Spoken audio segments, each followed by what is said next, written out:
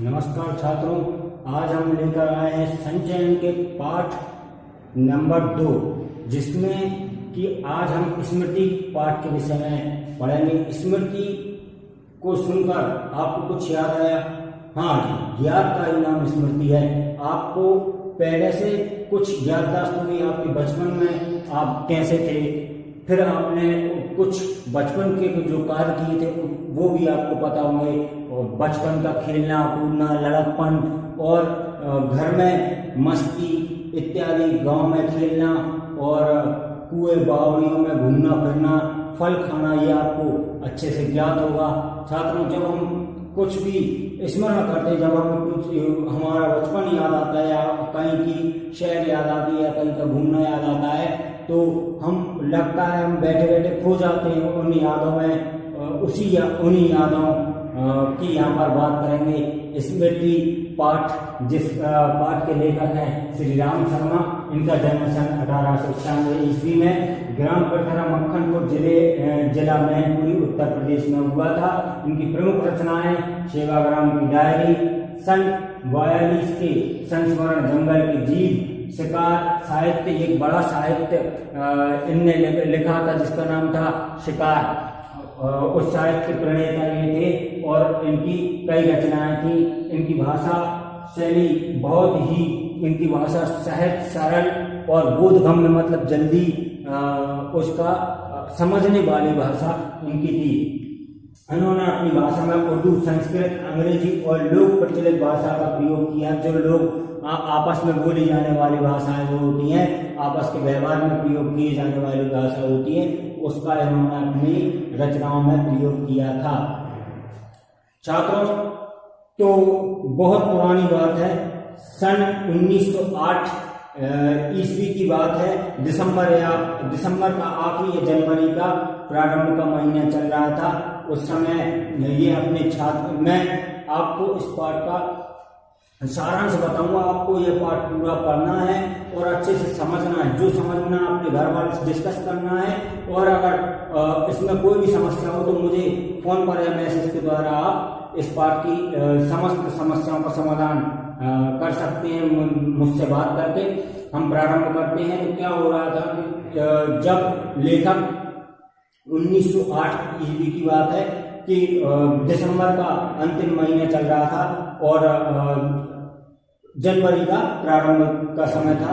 उस समय ये अपने दोस्तों के साथ, अपने मित्रों के साथ में लगभग बूंदाबांदी के मौसम में, और बहुत तेज ठंड पड़ रही थी, चिल्ला जाड़ा, जिसे साहित्य की भाषा में कहेंगे, चिल्ला जाड़े का मौसम था। और ये क्या कर रहे थे कि बेर झुरा रहे थे, झुरना, झूरे तोड़ना, मतलब बेर तोड़ रहे थे और बेर तोड़कर खाए जा रहे थे कि इतने में एक गांव से एक आदमी की आवाज आती है और वह व्यक्ति बोलता है, सुनो, तुम्हारे भाई ने तुम्हें बुलाया है, जल्दी घर जाओ, घर जाने का बोला है। तो इतना सुनने पर जब कोई घर के बड़े बुलाते हैं तो हमें क्या लगता है, हम कहीं घूमने फिरने जाते हैं या फिर कहीं भी जाते थे तो क्या करते थे, घर वाले बहुत डांटते थे, बहुत मार पड़ती थी। उसी मार के डर से ये लोग दोनों डर गए, ये और इनके छोटे भाई जो है, दोनों अपने घर की ओर चल दिए। लेकिन जाते समय रास्ते में कांप रहे होते हैं, इनको बहुत डर लगता है, पता नहीं है भैया मारेंगे या फिर क्या बोलेंगे। घर जाते हुए ये अपने दोनों ही डरते हुए जा रहे थे और घर पहुंचते पहुंचते जाकर भैया कुछ लेटर पत्र लिख रहे थे, पत्र को देते हैं और कहते हैं कि जाओ इन्हें मक्खनपुर जाकर पोस्ट ऑफिस में दे आओ, ताकि जल्दी जाना, ताकि शाम की जो है डाक में ये पहुंच जाए। और ये जाते हैं, इन्होंने अपनी धोती पहन रखी होती है और टोपी लगाई रखी होती है। दोनों भाई, एक इनके छोटे भाई भी इनके साथ में रहते हैं। दोनों जाते हुए एक कुआ जो देखते हैं, जब मक्खनपुर जाते समय, ये पढ़ने के लिए भी मक्खनपुर जाते थे। दो महीने पहले की बात इनको याद आती है, इनको स्मरण होता है। स्मृति नाम पाठ को इसलिए रखा गया है। इनको स्मरण होता है कि 2 महीने पहले जब हम जाते थे, मक्खनपुर पढ़ने जाते थे, तो कुएं में क्या करते थे, कुएं में पत्थर फेंकते थे। आपने कभी फेंके कुएं में पत्थर?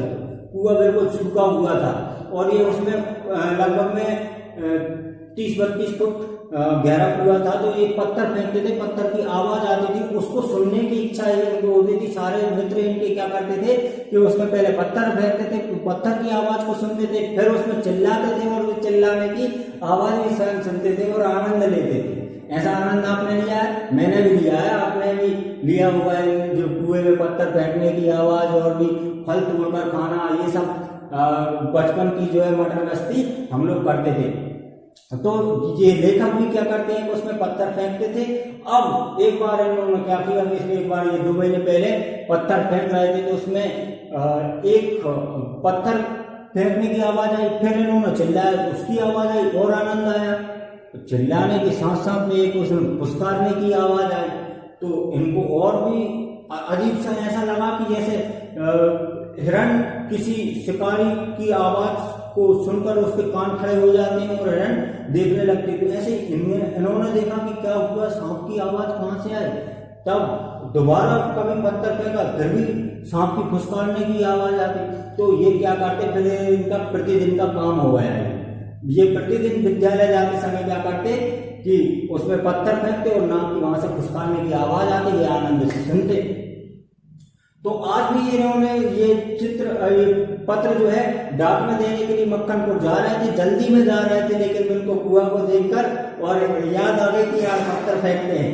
ये पत्थर फेंकने के लिए चल दिए और इनके छोटे भाई भी उसी तरह इनके साथ में आ गए, जैसे कोई शावक मुखिया शावक जाता है और उसके पीछे छोटे शावक पीछे पीछे हो जाते हैं, उसी तरह इनके भाई भी पीछे हो गए। तो इनने क्या किया कि वही पहले जैसी याद आई इनको, तो इन्होंने टोपी उठाकर और एक हाथ में रखी और दूसरे हाथ से पत्थर फेंक ही रहे थे कि टोपी में से सारे पत्र कहाँ चले गए, कुएं में चले गए।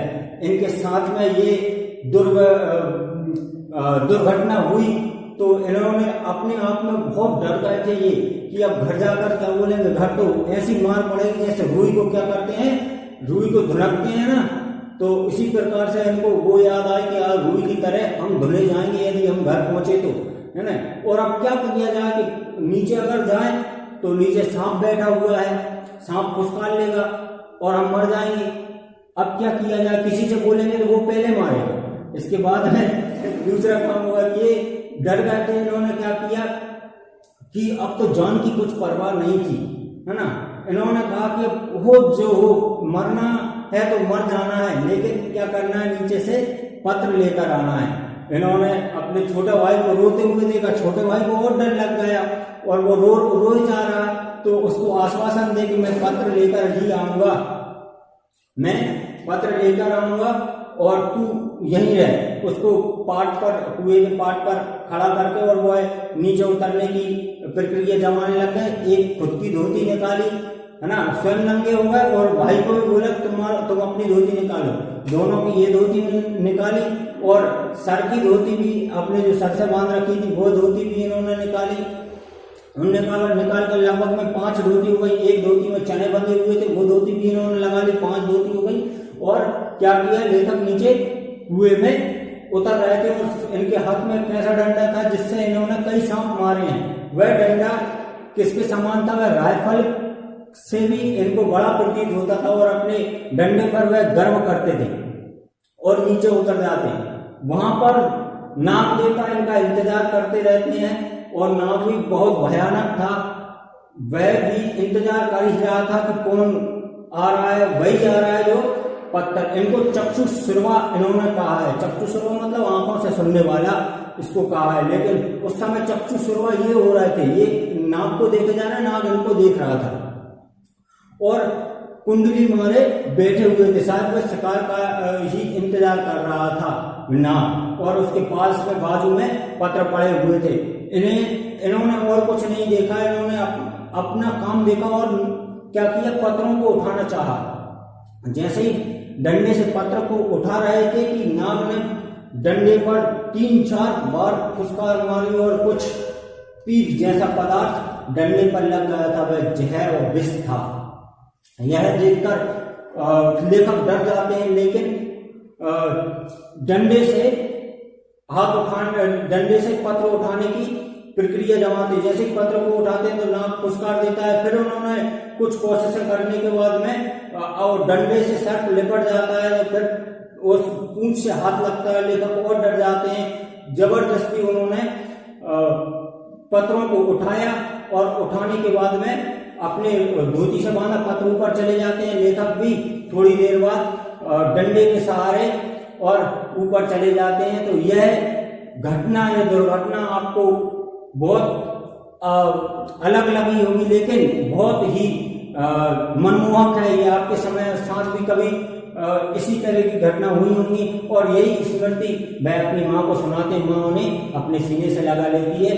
और यही इस पाठ को यदि आपको अच्छा लगा हो तो आप सभी इसको लाइक करेंगे और मुझसे यदि इस पाठ में कोई आपको समस्या लगे तो इसका समाधान मुझसे आप ले सकते हैं। मेरा नंबर सभी के पास में है। हम मिलते हैं अगले वीडियो में। और ये शब्दार्थ देख लीजिए, चिल्ला जाड़ा का तात्पर्य होता है बहुत अधिक ठंड, आशंका, डर, मज्जा, मांस, झूरे, झूरे मतलब तोड़ना, मुंह मतलब मौन, दुधारी दो तरफ से धार वाली, प्रतिद्वंदी, विपक्षी, सूझ, उपाय, चक्षु से आंखों से सुनने वाला, डैने मतलब पंख। हम मिलते हैं अगले वीडियो में। नमस्कार।